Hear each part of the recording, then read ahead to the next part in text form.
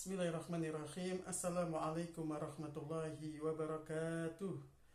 Sahabat semua rahimakumullah. Sejatinya kita semua ini sedang antri. Antri apa? Antri menunggu giliran mendapatkan kematian.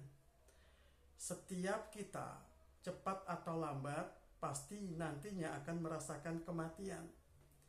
Yang menjadi pertanyaan bukan lamanya kita hidup di dunia atau sebentarnya hidup di dunia, bukan. Akan tetapi bagaimana nanti Allah mengambil nyawa kita, bagaimana nanti Allah mewafatkan kita, apakah dengan beramal soleh atau sebaliknya. Makanya kebiasaan-kebiasaan orang yang beriman itu senantiasa memaksimalkan beramal soleh. Agar apa? Agar ketika kematian itu tiba kepada orang yang beriman, maka orang yang beriman mampu untuk mengucapkan kalimat tauhid La ilaha illallah. Di dalam suatu hadis, Sayyidina Rasulullah Muhammad SAW bersabda, Al-kaisu man dana nafsahu wa amila lima ba'dal maut, rawahu at-Tirmizi.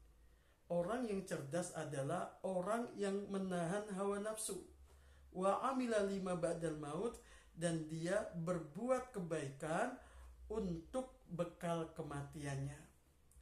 Mengapa demikian? Karena banyak di antara kita yang tidak bisa menahan hawa nafsunya, yang masih tergelincir dalam suatu kemaksiatan. Maka dari itu kalau kita ingin mendapatkan kematian yang husnul khotimah, maka kita harus sering membiasakan amal soleh. Seperti halnya kita sering zikir, kita sering melakukan sholat sunnah, tahajud, sholat duha, sholat rawatib. Bahkan kita sering membaca Al-Quran, kita sering sedekah. Kenapa demikian? Agar kematian nanti ketika datang kepada kita, kita dalam keadaan beramal salih. Wa amila lima badal maut, dan ketika dia melakukan suatu kebaikan, maka tujuannya cuma satu, ridho Allah.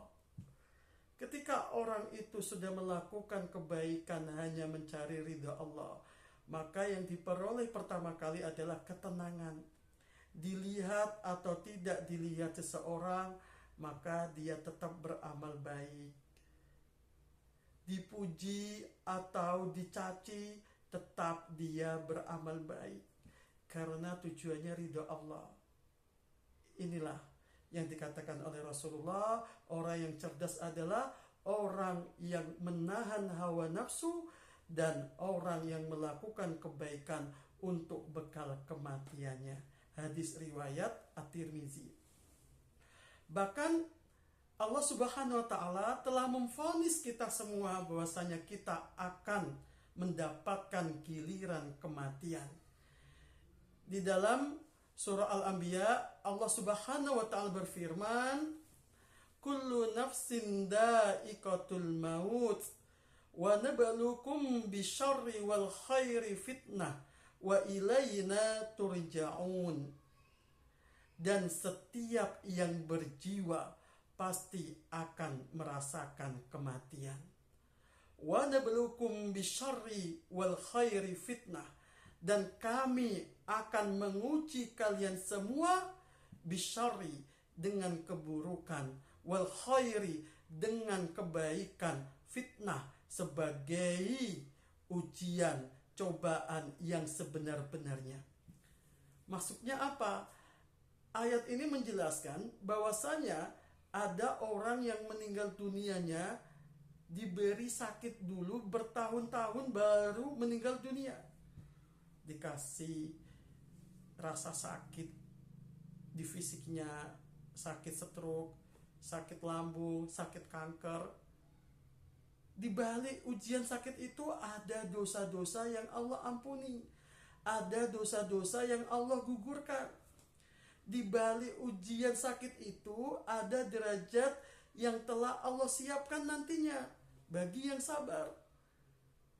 Makanya ketika kita diberi sehat sekarang, banyaklah untuk bersyukur. Jangan sering mengeluh, jangan sering protes ke Allah. Gak apa-apa. Kadang kita diuji ekonomi, kadang kita diuji sakit, kadang kita diuji keluarga, bahkan kadang kita diuji pekerjaan kita. Itu gak apa-apa. Kenapa demikian?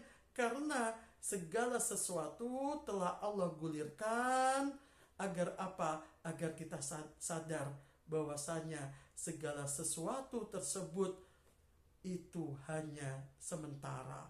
Itu hanya titipan dari Allah. Cepat atau lambat pasti akan kembali kepada Allah. Wa ilaina turja'un, dan kepada kamilah dikembalikan. Ketika semua sudah kembali kepada Allah, pasti akan dimintain pertanggungjawaban di sisi Allah. Semoga yang melihat video ini, apabila ada yang sedang sakit, semoga segera Allah sehatkan. Apabila ada yang punya hajat, segera Allah kabulkan hajatnya, Allah ridhoi hajatnya. Apabila ada yang punya masalah, segera Allah selesaikan masalahnya, diganti dengan kebahagiaan dan kemuliaan di sisi Allah subhanahu wa ta'ala, sampai husnul khatimah. Barakallahu fikum. Wassalamualaikum warahmatullahi wabarakatuh.